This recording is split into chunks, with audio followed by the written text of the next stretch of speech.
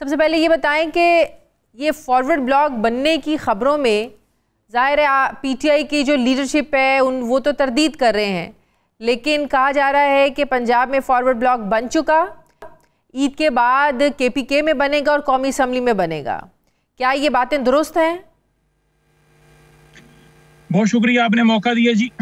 बिल्कुल कोई ऐसी सदाकत नहीं है जी। कुछ लोग अगर ऐसी बात कर रहे हैं या राय दे रहे हैं या उनकी ओपिनियन है या उनको कोई ख्वाब आ रहा है या कोई किसी को कोई मामला है तो वो उसकी अपनी राय है या उसका अपना एक मौक़िफ़ है, लेकिन प्रैक्टिकली अगर देखा जाए तो कोई ऐसा अमल नहीं है।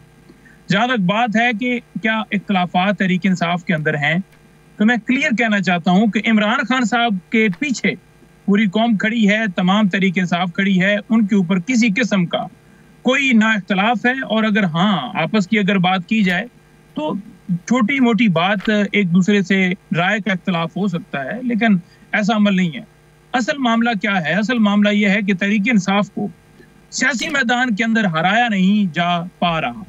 जिस बुनियाद के ऊपर ये सारा एक नैरेटिव बिल्ड किया जाता है ताकि इस चीज को हाईलाइट किया जाए, फलाना उससे लड़ गया, उसकी उससे लड़ाई होगी, जो मुल्क के मसाइल हैं उस पर क्या कोई बात कर रहा है? तमाम चैनल्स को मैं देख रहा था कि एक हाइप क्रिएट किया है कि तहरीक इंसाफ के अंदर फलां ने ये कह दिया, वकीलों के बारे में ये बात होगी, उसका ये ट्वीट आ गया, इसको लीगल टीम से निकाल दिया। कितने लोग जो हैं वो अमन के हवाले से बात कर रहे हैं। फैसल चौधरी तगड़े वकील थे ना पीटीआई के, इमरान खान के केसेस देख रहे थे ना, वो भी यही बात कर रहे हैं कि सियासी लोगों को कोई तजुर्बा ही नहीं है, उन्हीं की वजह से मामला ख़राब हो रहे हैं। फवाद चौधरी साहब ने भी बड़ी ये बात की है। पीटीआई के अंदर के लोग जब ये बातें करेंगे, अब फिर बाद में आप लोग ये कहते हैं हाँ उस फलां को निकाल दिया, फलां को निकाल दिया, इसलिए वो बात कर रहा है। जाहिर है पीटीआई के अंदर जो वक्त गुजारता है, पीटीआई के अंदर इख्तलाफात हों, पीटीआई के अंदर जो मसाइल हों, उससे बेहतर तो कोई नहीं बता सकता। फैसल चौधरी साहब भी बबांग दोहल ये बात कर रहे हैं कि इस वक्त जो मौजूदा सियासी क़यादत है उनको कोई सियासी तजुर्बा नहीं है, जिसकी वजह से आपके मामलात ख़राब हो रहे हैं मज़ीद। देखिए बात यह है कि जितनी मौजूदा क़यादत है, इस क़यादत के हवाले से अगर बात की जाए तो उस क़यादत का इंतखाब किसने किया है? चेयरमैन ताहयात चेयरमैन तहरीक इंसाफ जनाब इमरान अहमद खान न्याज़ी साहब ने। तो जब उन्होंने इनका इंतखाब किया, जिसके बारे में ये कहते थे कि इसे कोई सियासी सूझबूझ नहीं है, और फिर दुनिया ने साबित किया और इमरान खान ने साबित करके दिखाया कि जनाब इस वक्त जो है अडयाला जेल के अंदर बैठा हुआ है इमरान खान, अगर किसी मामले के अंदर बैठा नहीं होता तो आपके मसाइल हल नहीं होते।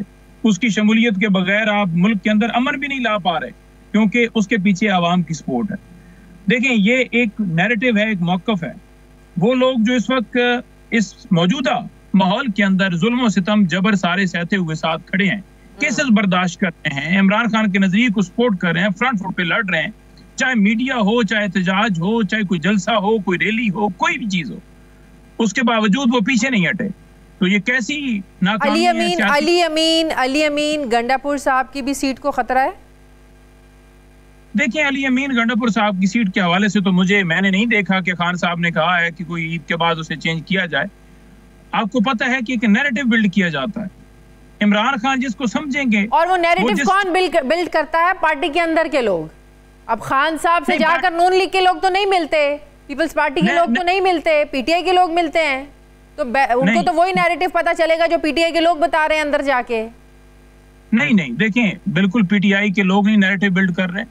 ये आपको पता है कि जो सियासी तौर पर हार चुके हैं उनका ये फोकस है, उनके हामियों का ये फोकस है, और उस फोकस को उजागर करते हुए मैं आपको एक छोटी सी मिसाल दे दूं। एक बात की गई कि मुझे खान साहब ने कहा कि मुझे पता है कि कौन कौन मिलने आ रहा है अंदर, और ये किसकी आशीर्वाद से आ रहे हैं, क्या पैगाम लेकर आ रहे हैं, तो मुझे ये सारा पता है। अच्छा ये एक बात चलाई गई, ये पिछली मुलाकात की, ये बात हुई ही नहीं है। मतलब आप वहाँ इतने रहनुमा थे, बाबर अवान साहब थे, सलमान राजा साहब थे, ज़हीर अब्बास साहब थे, नियाज़ुल्लाह न्याज़ी साहब थे, तमाम लोगों से आप फोन कॉल के ऊपर ले लीजिए उन्हें। एक बंदा भी अगर ये कह गया कि ये बात हुई है तो फिर आप कहिएगा कि आप झूठ बोल रहे हैं। तो ये किसने खबर चलाई? इन्हीं लोगों ने, जो नहीं चाहते कि तहरीक इंसाफ जो है वो जो जुल्म उजागर कर रही है, जो मुल्क के अंदर फस्तायत के खिलाफ लड़ रही है, जो मुल्क में छापे मारे जा रहे हैं, गिरफ्तारियां हो रही हैं, चादर चारदीवारी का तकद्दस पामाल किया जा रहा है, पीका एक्ट लेकर आए हैं कि साफी बात ना करें, 26वीं तरमीम लेकर आए हैं ताकि जजेस अपने अंडर कर ली जाएं। वो तमाम चीजें जो हैं जो उजागर कर रही है उस चीज को ना किया जाए, बल्कि इस मौक़िफ़ के ऊपर लाया जाए कि इमरान खान से कोई जो है वो ऐसे लोग मिल रहे हैं जिसके बारे में खान साहब भी ये बात कर रहे हैं कि देखें ये किधर से आए। फिर एक और बात की गई कि उन्होंने कहा है कि जो है वो सड़कें जो हैं वो बड़ी इस ईद के बाद गर्म ही गर्म नजर आएंगी और हर तरफ जो है वो खान साहब ने कोई स्टेटमेंट चला रहे थे।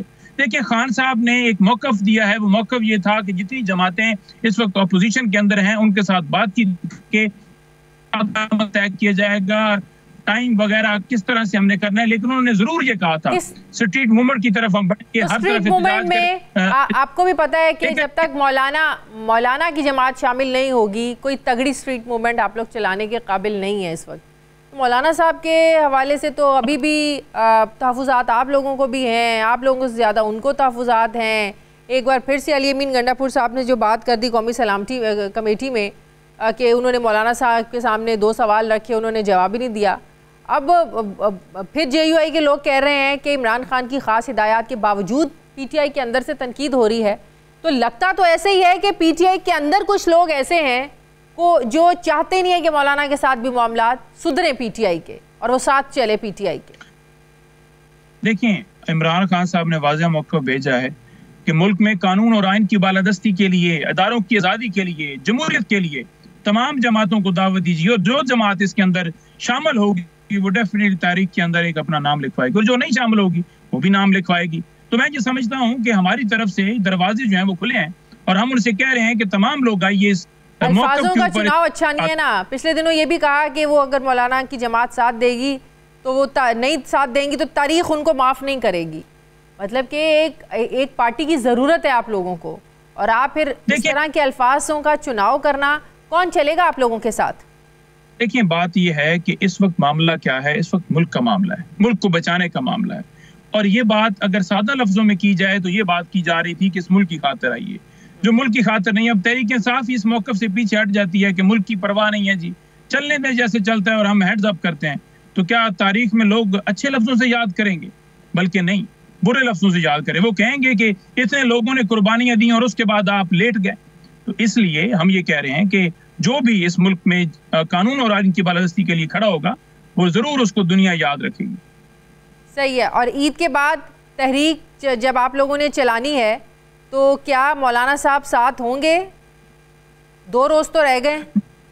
देखिए मौलाना साहब के साथ हमारी तमाम लीडरशिप की, जिसकी तरफ से खान साहब को एक टास्क दिया गया है, वो तमाम लोग बात कर रहे हैं और इंशाअल्लाह ताला हमें तमाम तर उम्मीदें हैं कि तमाम जमातें जो हैं जिस वक्त अपोजिशन का हिस्सा हैं, अपोजिशन में हैं, वो तमाम जमातें साथ दें। मौलाना साहब के साथ एंगेजमेंट जो है वो जारी है, जो उनके तहफ़्फ़ुज़ात हैं पूरे कोशिश है हमारी कि उसको दूर किया जा सके। और अली अमीन गंडापुर साहब जो बात कर रहे हैं कि इमरान खान सबको माफ़ करने के लिए तैयार है, माफ़ी देने के लिए तैयार है, सबसे पहले मुझे एक बात बताएं, माफ़ी मांगी किसने? देखिए बात यह है कि इस वक्त जो है माफ़ी, अगर हम हमेशा ये कहते रहे 9 मई का मलबा हमारे ऊपर डाला जाता रहा और बड़ा क्लियर मौक़िफ़ है कि 9 मई के सबसे बड़े बेनिफिशरी वो हैं जो उस वक्त इक़्तिदार में। तहरीक इंसाफ के ऊपर ये जवाज़ ढूंढा गया कि इस तरीके से उनके ऊपर क्रैक डाउन किया गया और वो आपने देखा